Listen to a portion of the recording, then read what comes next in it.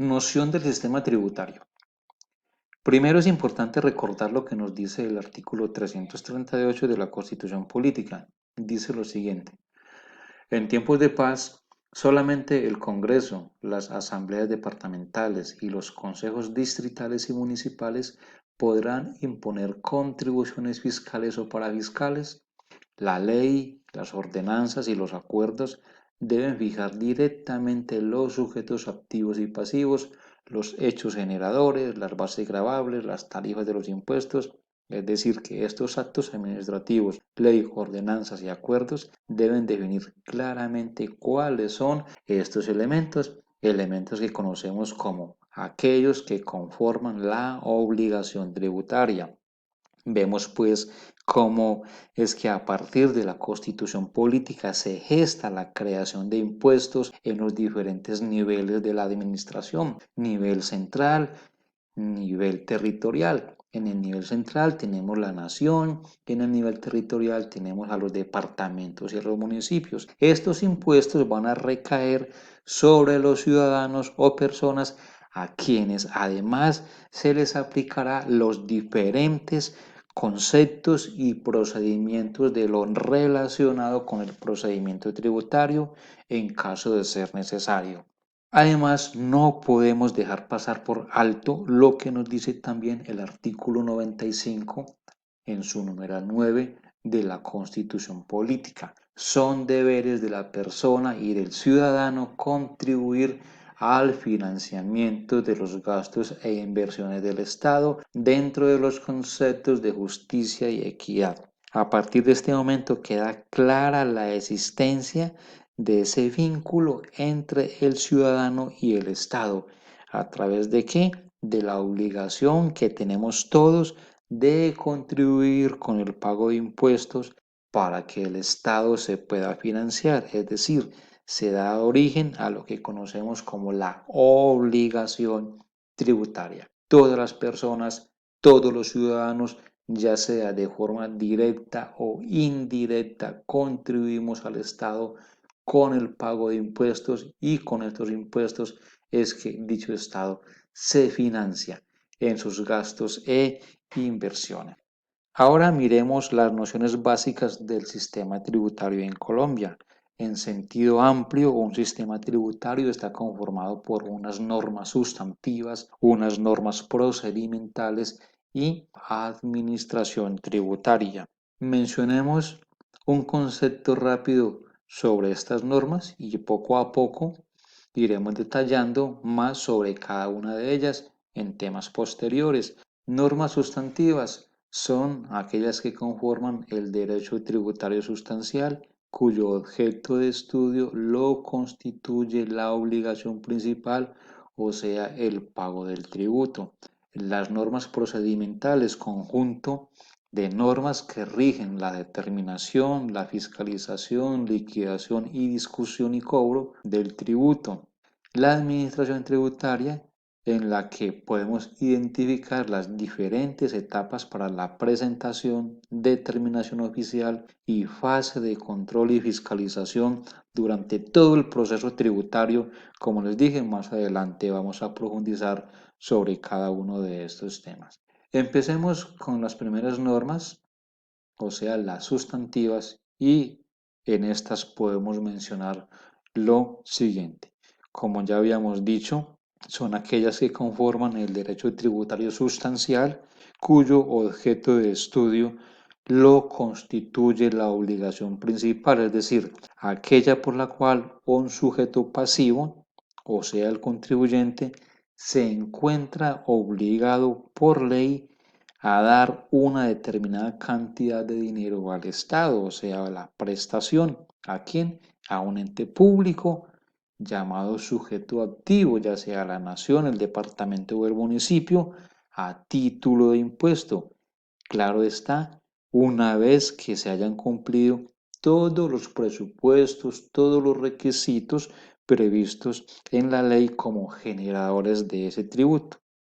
Citando un ejemplo, una persona natural que nunca ha sido declarante, en cumplimiento de los requisitos que establece el gobierno nacional mediante decreto cada año, Resulta que una vez revisados sus requisitos, esa persona que nunca había declarado pasó a ser declarante del impuesto y además contribuyente de dicho impuesto. ¿Por qué? Porque superó los topes de ingresos, por decir algo. Otro ejemplo, si usted compra un vehículo, nunca había tenido vehículo, pero compró un vehículo, entonces pasará a ser contribuyente del impuesto de rodamiento sobre su vehículo. Otro ejemplo, si usted compra un bien inmueble, nunca había tenido una propiedad, compró su casa de habitación y por el solo hecho de ya tener su propia casa, entonces pasará a ser contribuyente del impuesto predial. En este sentido, podemos determinar que se cumplen con los presupuestos necesarios para el pago del tributo. En lo relacionado con los tributos nacionales y administrados por la DIAN, sus normas sustantivas están contenidas en el Estatuto Tributario, el cual está dividido de la siguiente manera. Vamos a encontrar un título preliminar que va desde el artículo 1 hasta el artículo 4. También encontramos un libro primero relacionado con el tema de impuestos sobre la renta y complementarios, desde el artículo 5 al artículo 364-6. Un libro segundo relacionado con el tema de la retención en la fuente, desde el artículo 365 al artículo 419. Un libro tercero relacionado con el impuesto a las ventas por pagar IVA, desde el artículo 420 hasta el artículo 513. El libro cuarto, relacionado con el impuesto de timbre nacional, que va desde el artículo 514 al 554. El libro quinto, relacionado con el procedimiento tributario, sanciones y estructura de la DIAN, desde el artículo 555 al 869. ¿Por qué está resaltado en amarillo? Porque es el tema en el que nos vamos a ocupar de aquí en adelante, en este video y en videos siguientes. También tenemos dentro de estas normas sustantivas y como parte de la estructura del Estatuto Tributario un libro sexto relacionado con el tema al gravamen, a los movimientos financieros, desde el artículo 870 al 881. Libro séptimo también hace parte de esta estructura, régimen de entidades controladas del exterior, artículo 882 al 902. Y por último, un libro octavo relacionado con el impuesto unificado bajo el régimen simple de tributación para la formalización y la generación de empleo, artículo 903 al 933. Otro aspecto importante que se debe considerar es que cuando hablamos de las normas sustantivas, nos estamos refiriendo a disposiciones con fuerza de ley. Es por eso que el Estatuto Tributario es conocido como decreto ley. No lo había mencionado, pero el número de este decreto, el del Estatuto Tributario, es el decreto 624 de 1989. Entonces es un decreto ley, al igual que lo es el Estatuto Orgánico de Presupuesto. Para las entidades del sector público, entidades que manejan presupuesto público, tenemos el decreto ley 111 de 1996.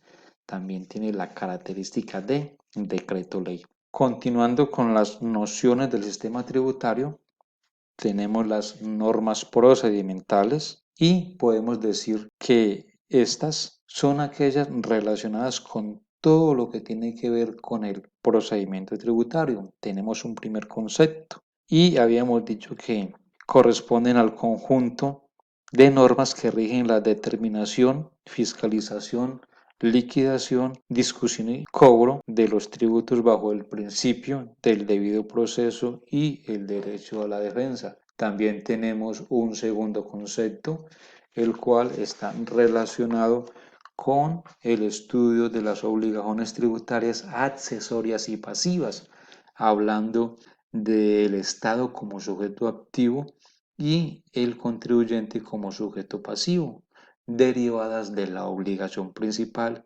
como formas de hacerla efectiva. Existe un tercer concepto de normas procedimentales donde el procedimiento tributario se encarga de estudiar las normas que regulan el proceso tributario de discusión administrativa y contenciosa de las obligaciones tributarias principales y accesorias. Entonces, como podemos ver y analizando cada uno de estos conceptos, estamos frente a obligaciones formales o procedimentales o instrumentales que permiten o facilitan el cumplimiento de la obligación principal consistente en pagar un tributo al Estado, ya sea un impuesto, ya sea una tasa o ya sea una contribución.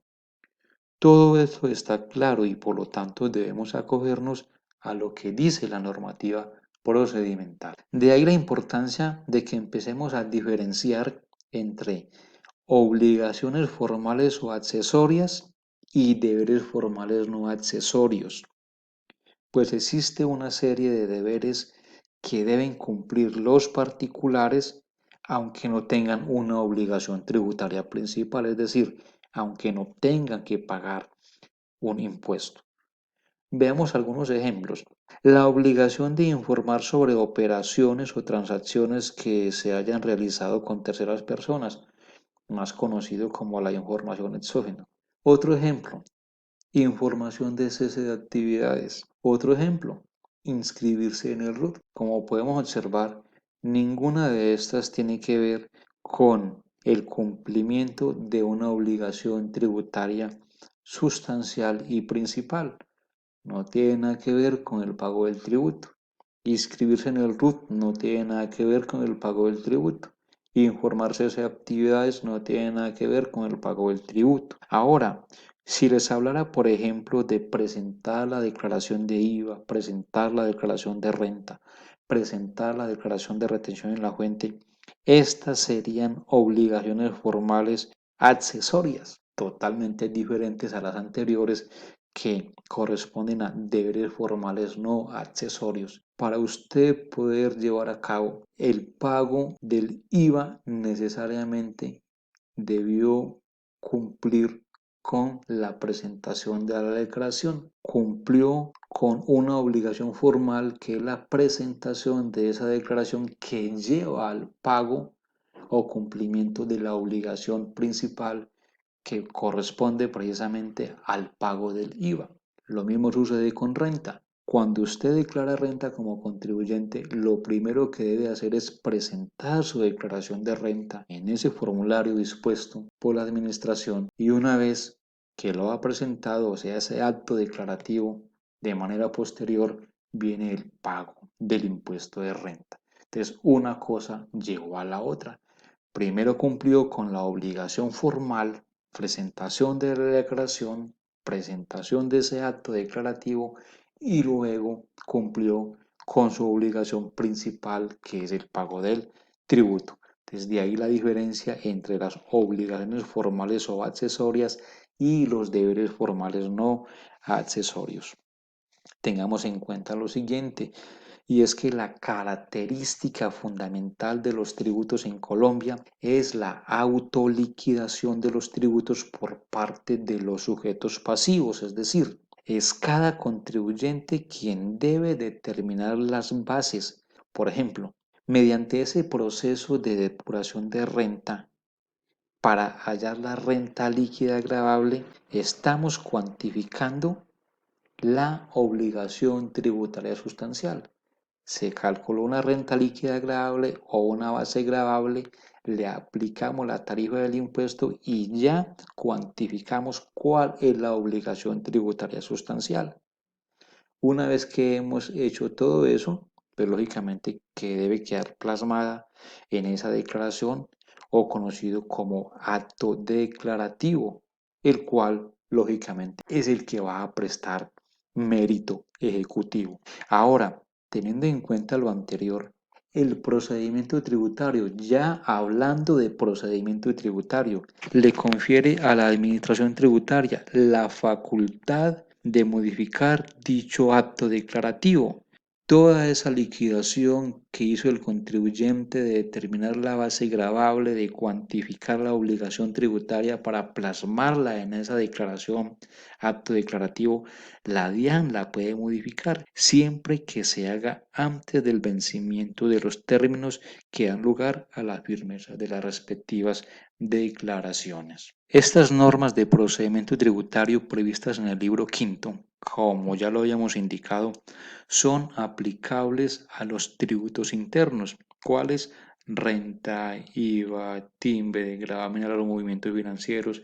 Ojo, pero no a los tributos aduaneros, ya que en relación a este tipo de tributos existe su propio procedimiento, existe su propio estatuto, el cual conocemos como Estatuto Aduanero y que es precisamente el decreto 2685 de 1999. Continuando con las normas procedimentales, es importante tener en cuenta el cumplimiento de una serie de principios constitucionales, los cuales están contemplados en el artículo 29 de la Constitución Política. Estos principios son el debido proceso, el derecho a la defensa, la prevalencia del derecho sustancial sobre el formal, el reconocimiento de la personalidad jurídica, el derecho a la contradicción, el derecho a presentar pruebas, el principio de justicia, el principio de igualdad de las partes frente a la ley. Podemos decir lo siguiente: el debido proceso se aplicará a toda clase de actuaciones judiciales y administrativas. También podemos decir en relación a estos principios de que nadie podrá ser juzgado sino conforme a las leyes preexistentes al acto que se le imputa ante juez o tribunal competente y con observancia de la plenitud de las formas propias de cada juicio.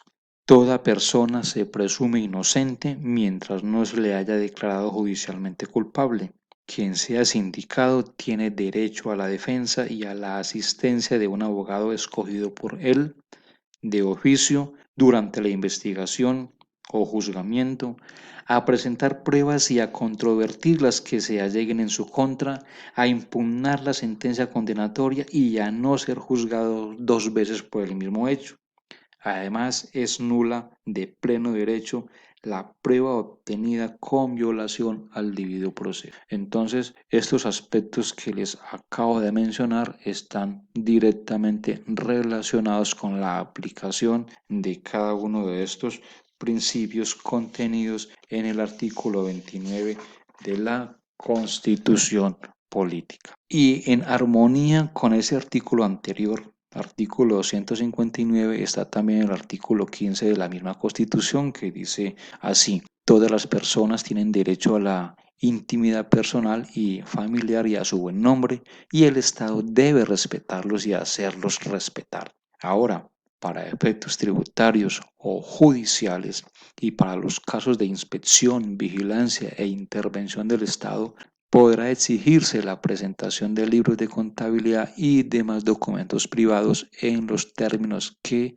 señale la ley. Entonces podemos ver cómo este artículo también ya empieza a inmiscuirse en el escenario tributario. En relación al numeral 3, dentro de esta noción del sistema tributario, tenemos lo relacionado con el proceso tributario y la vía gubernativa. El proceso tributario por lo general comprende las siguientes etapas.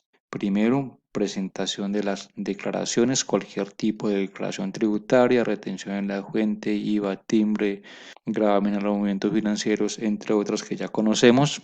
Discusión o presentación de los recursos, ya sea en la vía gubernativa o jurisdiccional. Determinación oficial o fase de control e investigación conocida como fiscalización y liquidación del tributo, el cobro propiamente dicho, así como otros procesos colaterales o complementarios como son, por ejemplo, la devolución o compensación de saldos a favor. Podemos decir que se denomina vía gubernativa al proceso que se surte directamente ante cualquier entidad del sector público, en este caso frente a la DIAN, es decir, es el conjunto de recursos que tiene el contribuyente para interponer en contra de los actos administrativos. Pero miremos un concepto o una definición más técnica. ¿Qué es la vía gubernativa? Conjunto de recursos ordinarios, extraordinarios, especiales que tiene el contribuyente para interponer en contra de los actos administrativos. Consagra recursos que deben ejercerse dentro de los términos y con los requisitos que ordena la ley y si no se da cumplimiento a estos requisitos, ello implica la caducidad del recurso y algunas veces la prescripción del derecho, además del acto administrativo, el cual queda en firme. Algo muy importante que no podemos dejar pasar por alto y es lo siguiente: el agotamiento de la vía gubernativa en debida forma. Es decir, presentar todos los recursos que otorga la ley abre las puertas para la vía de lo contencioso administrativo. ¿Qué significa esto?